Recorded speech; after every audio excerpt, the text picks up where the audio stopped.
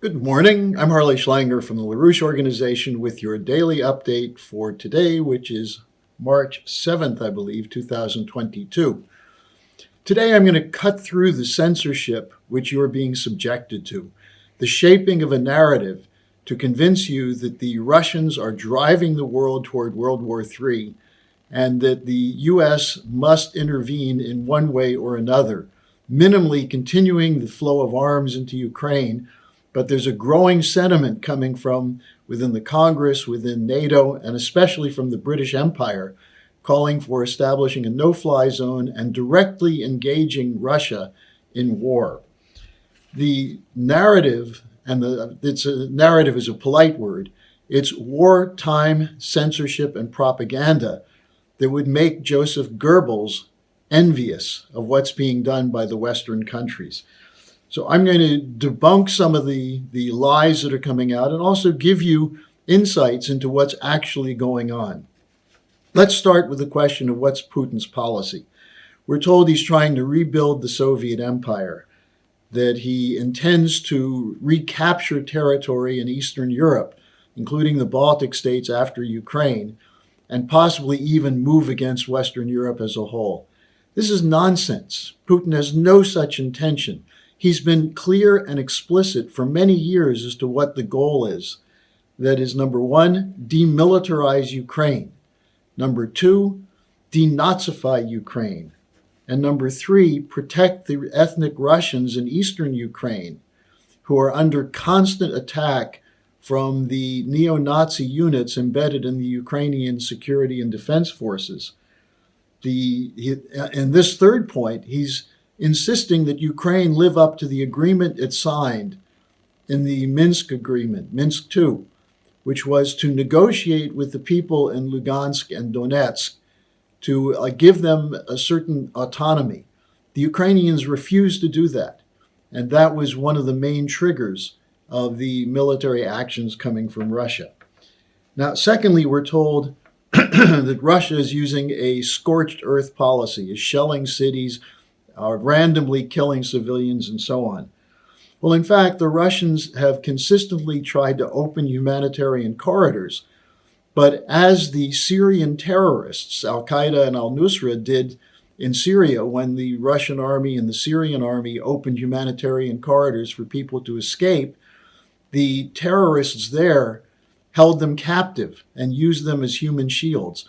The same thing is being done today, at least in Mariupol, where we have eyewitness reports from journalists, which are being censored, that the Azov battalion and other neo-Nazi units are preventing people from leaving. And then we're being told that the Russians are lying about humanitarian corridors. Now, one of the people who testified to this was Colonel Douglas Macgregor, a former top advisor to President Donald Trump at the end of his administration. Macgregor was on Fox TV, where he sparred with the British Stuart Varney, who of Fox was trying to get Macgregor to acknowledge that Zelensky is a hero. Well, what Macgregor said is, first of all, Russia is not conducting the same kind of damaging, devastating warfare policy that the U.S. did in Iraq with the shock and awe invasion and bombing. Secondly, he said the Ukrainian army, and here he didn't specify the Nazi battalions or the Ukrainian army, regular army, but he said they're using civilians as shields, the same way the terrorists did in Syria. When he was asked, well, don't you think Zelensky is brave, the president of Ukraine, he said he's a puppet, not a hero. Macgregor said, quote, he is putting huge numbers of his own population at unnecessary risk, unquote. And Macgregor said it would have been easy to avoid this situation had the agreement been reached for Ukraine to become a neutral country, a buffer zone, which would benefit both Europe and Russia. Now, let's take the question of Zelensky himself. We're being told, well, he couldn't be working with the Nazis. He's Jewish, therefore he's automatically anti-Nazi.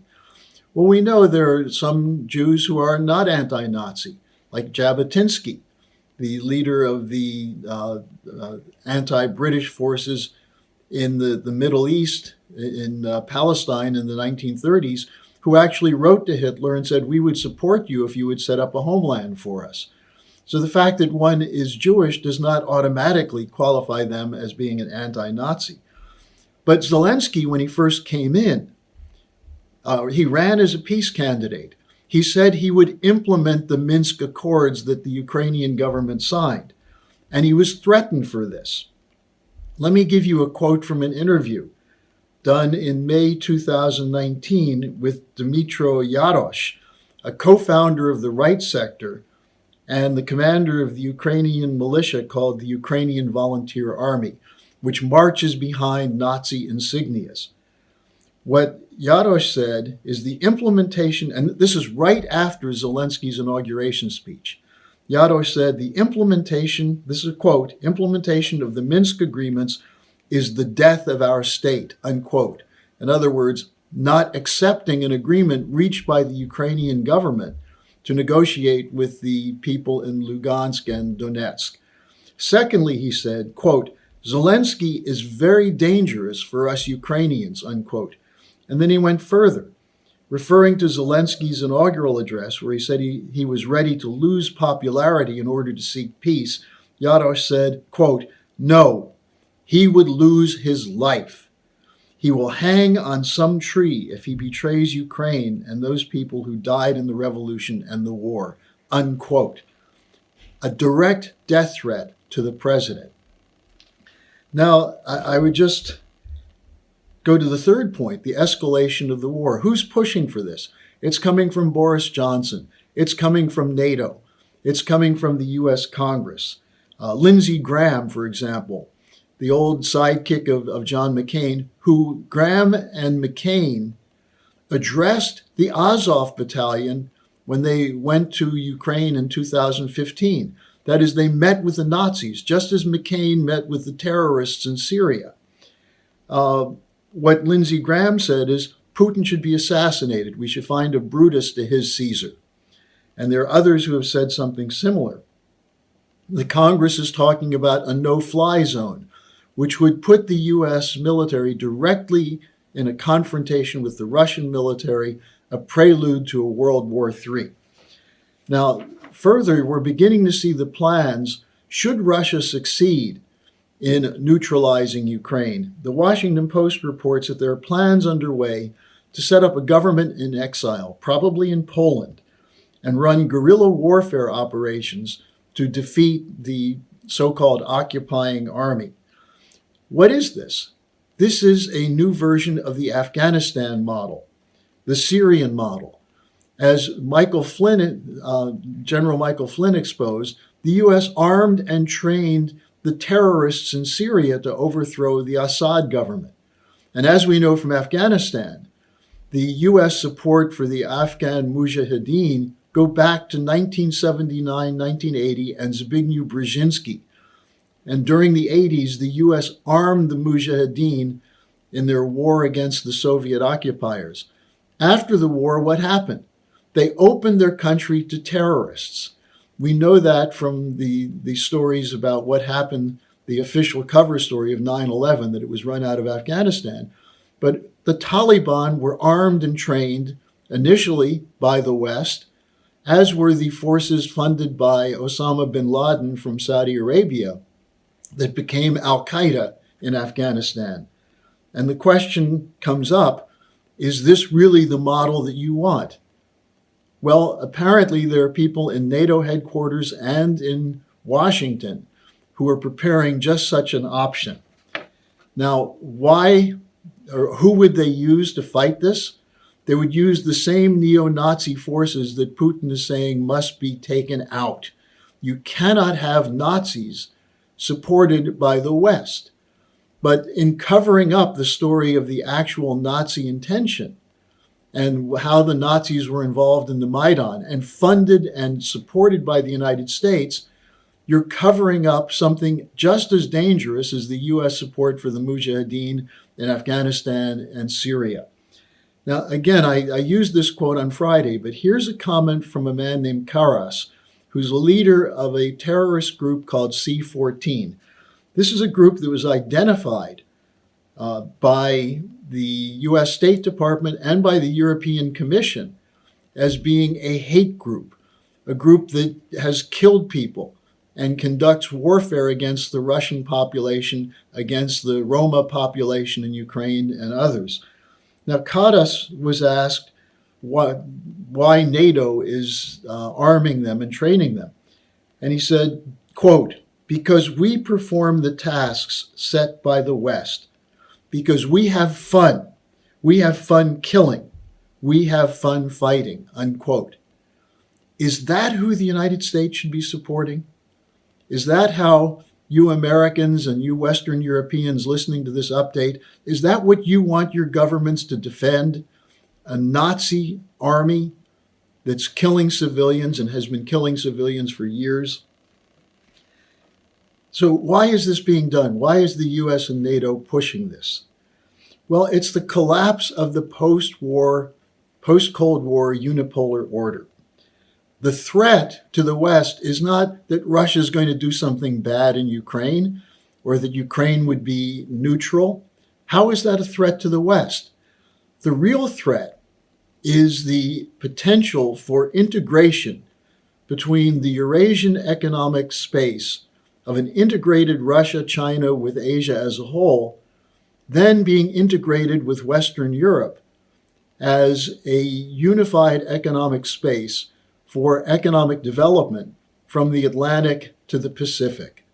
This is what the British launched World War I and World War II to stop, to prevent the idea of a Western Europe, especially a French, German, Russian alliance against the British Empire and its financial system.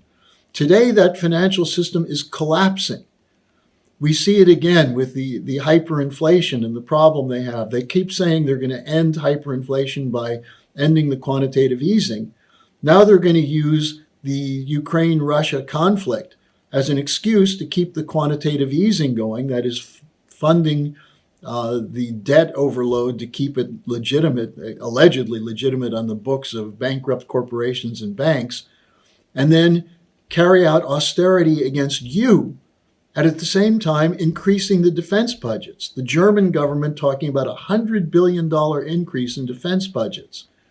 So what we see is a collapse of the unipolar order and the drive from the West to use the Russia-Ukraine situation to destroy Russia, to destroy their economy with sanctions, to lure Putin into Ukraine by promising to help the Ukrainians and then stepping back and watching what's happening and using that as an excuse to impose the sanctions to attack Russia.